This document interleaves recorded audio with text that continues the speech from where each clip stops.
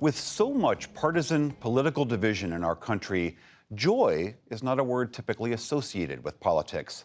But it is for Minnesota's senior senator, Amy Klobuchar. As she recently explained to Jeff Bennett, it's the topic of her new book, The Joy of Politics. Senator Amy Klobuchar, welcome to the NewsHour. Thank you, Jeff. It's great to be on. Yeah, this is an intimate memoir. You invite readers into your personal life, your fight with cancer, losing your father, almost losing your husband to COVID, your run for president, all of it within the same 3 to 4 year period. How did you make it through? Like a lot of America has made it through, actually, and that's one of the reasons I wanted to write the book, is that everyone has been through so much. Everyone knows someone that they've lost, and if they didn't lose someone, they lost going to weddings and funerals, little kids bouncing on their parents' knees while they got the laptop on their desk. And then you've got the political divides that we've seen. You see the violence out there. It's just been a really hard time. So my answer to it was, yeah, be honest about what we've been through, but not spend my whole time lamenting the setbacks, but instead rejoicing in the comebacks, that we have come through this, that we're gathering together again. And there's a joy in getting things done in Washington. You wrote something at the end of chapter 1 that really struck me, and you wrote about obstacles. You say your obstacles are your path, and sometimes when you don't quite make it to the top of the trail, you learn all kinds of lessons along the way.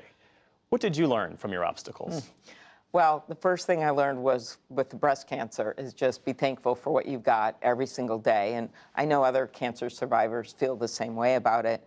And then it was, how do you make something good out of all this? And for me, it was coming out saying, hey, I waited too long to get my mammogram, but I got it, and I was able to get through it 100% okay. You open the book writing about your husband and all the sacrifices that he and so many other political spouses make, and you talk in detail about his near fatal fight with COVID. He was in the hospital, was in isolation after that for almost a month. That was, I imagine, a frightening and clarifying moment. How did it change you? Well, it certainly, to have it happen right that basically the first month of major COVID in our country, there were no vaccines. And to have that scary moment where I can't go in to see him, I'm relying on other people to tell me how he's doing. So I think that made me really devoted, one, to doing everything we could to get a vaccine, which really helped. Science helped us get this through this. And then secondly, to help people with their personal issues, with their economics, with the post-COVID, whatever mental health, the problems people have had. It really zeroed in my focus on that at the time. In the book, you pull back the curtain on certain moments in our history in a way that I think political watchers will appreciate. Starting with Donald Trump's inauguration, that dark America First speech that he delivered. The late Senator John McCain was seated next to you, and he was whispering things to you under his breath. What did he say?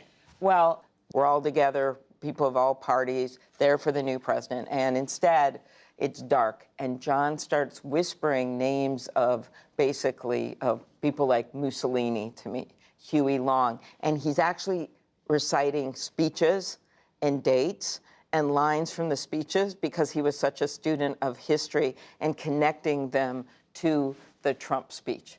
Wow. That all happened. And the final thing he whispered to me as the guests kind of load onto the stage, he goes, and he's so funny, he goes, well, this is an all-time record. I go, what do you mean? He goes, most money ever spent on plastic surgery on an inaugural stage in the history of America. That happened. John McCain said that? Yes, he did. We'll fast forward to your own run for president, which this picture captures the moment where you delivered your speech in that epic snowstorm in Minneapolis. You talk about how you got to know your Democratic contenders in different ways. Then candidate Joe Biden, now President Joe Biden, of course, during breaks, during the debates, he would say things to you to boost your spirits. Tell us more about that. Yeah, and I think people know what a kind person the president is. And he was always saying, good line. That was a great job, kid. You did great on that. He would do that at town halls. He would do it all the time. And the debate where you couldn't bring pens on stage and your pen exploded. Excuse me, that was the PBS debate. Oh, it was. We were wondering which debate it was. Yes, it was. It was in LA. It was a fantastic debate, so well moderated. But what happened is you have that 5 minutes, and you've seen candidates do it, where you have to scribble down your notes. Yeah. What do you remember? What facts? What story? So I'm trying to do it. The pen just goes on me, explodes. I get ink on my hands. I turn to Bernie, who's on my right, which on its own is funny. So I'm like, hey. And that's when I realized he has brought in his own pen and his thing. So he gives me the pen. So that pen also doesn't work. So Steyer's on my left, Tom Steyer. So he has also his own pen. This is when I realized, guys, I guess this is easy for you. He gives me the final last debate pen, my third pen. It works. It turns out to be a great debate for me. So I'd like to thank those two guys for giving me the pen. You also detail what happened on January 6th, 2021. And you stayed in the building well past midnight with then Vice President Mike Pence, making sure that the vote would be certified. What do you recall from that day? Well, it started out as a celebration, this ceremony where we're leading basically a parade of senators to the House with the young kids with the mahogany boxes filled with the ballots. And then it ends 13 hours later after the insurrection with still just the Capitol, a disaster zone, a crime scene, actually.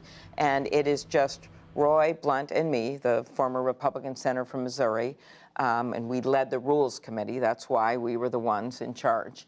And with Vice President Pence, we're the only three left in the Senate chamber with these three pairs of young pages who are carrying those mahogany boxes, which a member of the parliamentarian staff had the presence of mind to say, get these out of the Senate when we all ran out, because they would have been destroyed or burned for sure.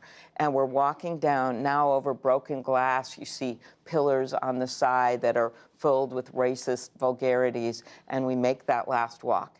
And our goal and our mission was to make sure democracy prevailed. And we got to the House, and it did. And those kids carrying those boxes is what I remember the most. How do you find the joy in politics? And it's a pursuit that some people could find joyless. Right. So for me, it's the joy in getting things done. That is number one. It's the joy in helping individual people. It's the joy in actually seeing democracy at its best. Senator Amy Klobuchar, the book is The Joy of Politics, Surviving Cancer, a Campaign, a Pandemic, an Insurrection, and Life's Other Unexpected Curveballs. It's always so great to speak with you. Thanks for coming. Thanks, Jeff. It was great.